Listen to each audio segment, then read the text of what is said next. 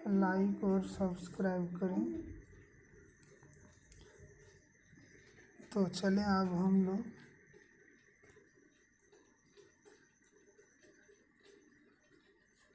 नवीं कक्षा संस्कृत के व्याकरण पाठ्य पुस्तक के प्रथम अध्याय वर्ण विचार पर चर्चा करते हैं।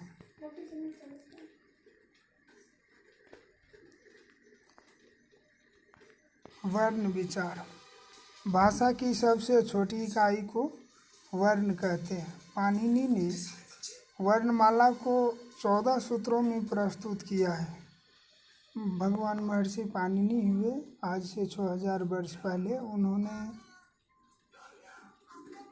अपने तपस्या के बल पे भगवान शिव को प्रसन्न करके उन्होंने इस पृथ्वी लोक पर प्रकट किए और उसके बाद भगवान शिव ने तांडव नृत्य करते हुए जब डमरू का निनाद किया 9 और 5 बार, नव पंचबारम ढक्का निनादम, अर्थात 9 और 5 बार जब डमरू बजाए तो उसी से जो है यह 14 सूत्र की परिकल्पना हुई। 9 5 14 होता है। तो 14 सूत्र में संस्कृत वर्णमाला को प्रस्तुत किया है। परंपरा के अनुसार महेश्वर ने अपनी नृत्य की समाप्ति पर जो 14 बार डमरू बजाया उससे ये 14 ध्वनियाँ सूत्र पाणिनि को प्राप्त हुए। नृतावसाने नटराज राजो ननाद ढक्काम नभ पंचवाड़म उधर्तु कामः शनकादि सिद्धने तद विमर्शे शिव सूत्र जालम। प्रिय छात्रों, संस्कृत वर्णमाला को बोध कराने वाले भगवान महर्षि पाणिनि के द्वारा रचे हुए 14 सूत्र इस प्रकार है। इस सूत्र की बहुत ही बड़ी वैज्ञानिकता है। इस सूत्र को इस तरह से हम पढ़ते कुछ घंटे पाठ करने से यह सूत्र हमें जो है आसानी से आ जाता है। यह सूत्र इस प्रकार है। पहला है अयुन ऋलिक, तीसरा योंग, चौथा योच, पांचवा हयवड़ट, छठा लन, सातवां यमंगनम, आठवां झवय, नववां घड़दश, 10वां जवगड़दश, 11वां खफ छठत व, 12वां कपय, 13वां शषड़, 14वां है हल। इस सूत्र को एक बार फिर पाठ करता हूँ निरंतर। अयुन ऋलिक योंग योच्च हयवरटलन यमंगनम झवय गड़दश जवगड़दश खफ छठ छठ तव कपय सषड़ हल इति माहेश्वर सूत्राणि।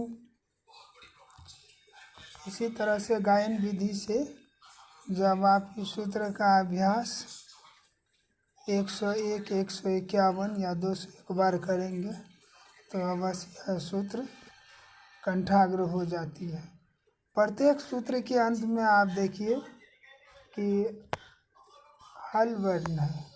हल वर्ण का प्रयोग हुआ है जिसको हम इत संज्ञा कहते हैं। तो इस हल वर्ण का प्रयोग प्रत्याहार बनाने के उद्देश्य से किया जाता है। जैसे एक पहला सूत्र है अयुन, तो अयुन सूत्र के जो अंतिम वर्ण है नोहल, वह नोहल वर्ण है और इन्हें प्रत्याहारों के अंतर्गत आने वाले वर्णों के साथ नहीं जोड़ा जाता है। इस वर्ण को इत संज्ञा कहा जाता है। अब आइए प्रत्याहार। माहेश्वर सूत्रों के आधार पर विभिन्न प्रत्याहारों का निर्माण किया जाता है। प्रत्याहार 2 वर्णों से बनता है, जैसे अच, इक, यन, अल, हल इत्यादि। इन प्रत्याहारों में आदि वर्ण से लेकर अंतिम वर्ण के मध्य आने वाले सभी वर्णों की गणना की जाती है। प्रत्याहार के अंतर्गत आदि वर्ण तो परिगणित होता है, किंतु अंतिम वर्ण को छोड़ दिया जाता है, वही हल वर्ण, जिसको हम इत संज्ञक कहते हैं।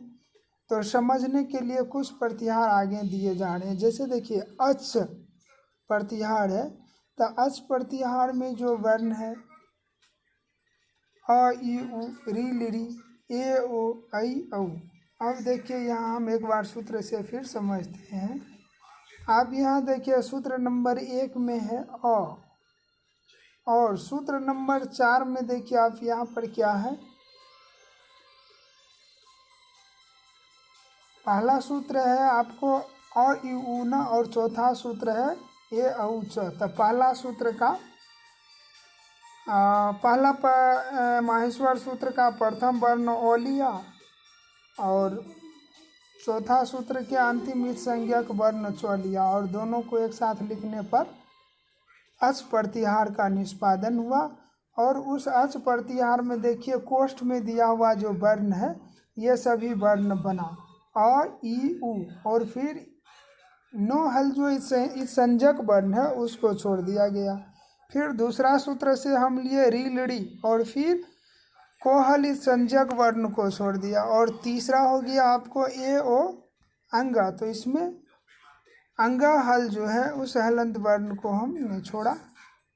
और चौथा सूत्र में है आपको ऐ औ, और फिर च्वैत संज्ञक वर्ण को छोड़ दिया। तो इस प्रकार से कुल वर्ण आपको इसमें 3, 2, 5, 2, 7, 2, 9, यानी अच कहने मात्र से इन 9 स्वर वर्णों का बोध हो गया। अ ई उ री लिरी ए ओ ऐ औ। अब मैं आशा करता हूँ कि आप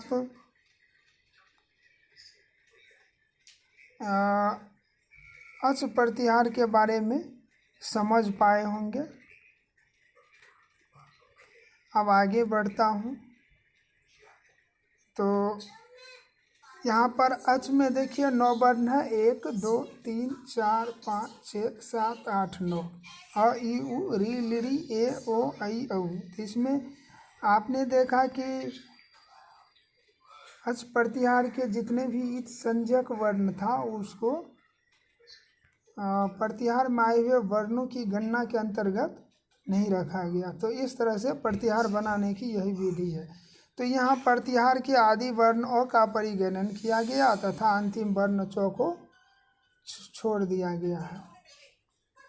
अब फिर देखिए उसी तरह से दूसरा, जैसे हल 5वें सूत्र के प्रथम वर्ण ह से लेकर के 14वां सूत्र के अंतिम वर्ण ल के मध्य आने वाले सभी वर्ण हैं। एक बार फिर हम आइए माहेश्वर सूत्र पर आते हैं।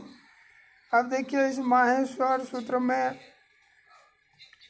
देखिए 5वां सूत्र है हयवरट। हयवरट के अंतर्गत जो आदि वर्ण है हो उसको लिए। फिर आइए 14 नंबर के सूत्र पर। 14 नंबर के सूत्र पर है में है हल। हल के जो अंतिम वर्ण है ल हलन, उसको हमने ले लिया, वो हो और ये लो दोनों मिलाकर के हल बना। और उसके अंतर्गत आने वाले जितने वर्ण हैं सभी इस संज्ञक को छोड़ करके सभी वर्ण को हमने ले लिया। तो हल मात्र कहने से ये सारे व्यंजन वर्ण का बोध हो गया। अब यहाँ आप देखिए 5वें सूत्र से हय वर्ण ल। अब जैसे हय वरटा में तो इत संज्ञक वर्ण है उसको छोड़ दिया, उसकी गणना हम नहीं किए तो हो गया हय वर्ण। लन में नो हल को छोड़ दिया तो फिर सिर्फ लो लिया। यमंगनम में जो है अंतिम मोहलंत को छोड़ दिया तो यो मो अंगा न हो गया। झवय में यह इस संज्ञक को छोड़ करके झो भो की गिनती हुई। घड़ दशा में अंतिम मूर्धन स्व हलंत को छोड़ करके घ ढ ध वर्ण लिया। उसी तरह से 10वां सूत्र में जव गढ़ दशा में अंतिम इस संज्ञक वर्ण तालव व्यसव हलंत को छोड़ करके ज ब ग ड द लिया। उसी तरह से 11वां सूत्र में ख फ छ ठ थ च ट त व में वह हलंत इस संज्ञक को छोड़ करके ख फ छ ठ थ च ट त वर्ण लिया। और 12वें सूत्र में कपय में यो संज्ञक को छोड़ करके को और प लिया। 13वां सूत्र में श ष ष ड़ में अंतिम वर्ण र हलंत संजक को छोड़ करके हमने तालव्य समूर्धन सा दंत सा किया। और हल में जो ये ह है इसकी गिनती तो एक बार हो गई है, तो इसलिए इसकी गणना करने की कोई आवश्यकता नहीं है। दो वहाँ का हो और ये लो लेने पर ये हल कहने मात्र से आप देखिए ये सभी हल वर्ण का बोध हो गया। हल वर्ण का अर्थ होता है व्यंजन वर्ण।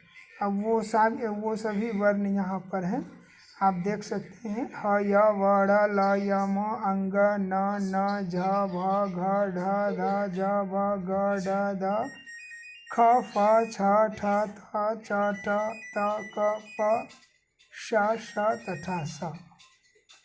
तो इसी तरह से बाकी प्रतिहार भी बनेंगे। ईक अक झल और है आपको यन।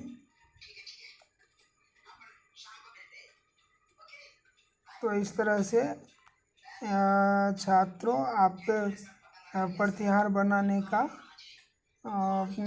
कॉपी कलम के माध्यम से और व्याकरण के पुस्तक की सहायता से आप बनाने का अभ्यास करेंगे।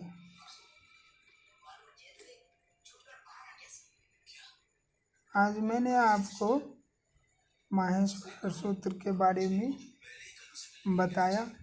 आशा करता हूँ कि आप माहेश्वर सूत्र के बारे में जान गए होंगे। और अब मैं एक चीज़ ये बता देना चाहता हूँ कि माहेश्वर सूत्र में सूत्र नंबर 1 से लेकर के सूत्र नंबर 4 तक जो आए हुए सभी वर्ण है वे सभी स्वर वर्णों का समूह है। आप देख सकते हैं इसमें, देखिए अ ई उ री लिरी ए ओ ऐ ओ। उसके बाद 5 नंबर के सूत्र से लेकर के 14 नंबर तक के जो सूत्र हैं इसमें से सभी वर्ण है। वर्गीय व्यंजन भी है, अवर्गीय व्यंजन भी है, उष्ण वर्ण भी है, ये सारे वर्ण है। अब देखिए पहला सूत्र में जो है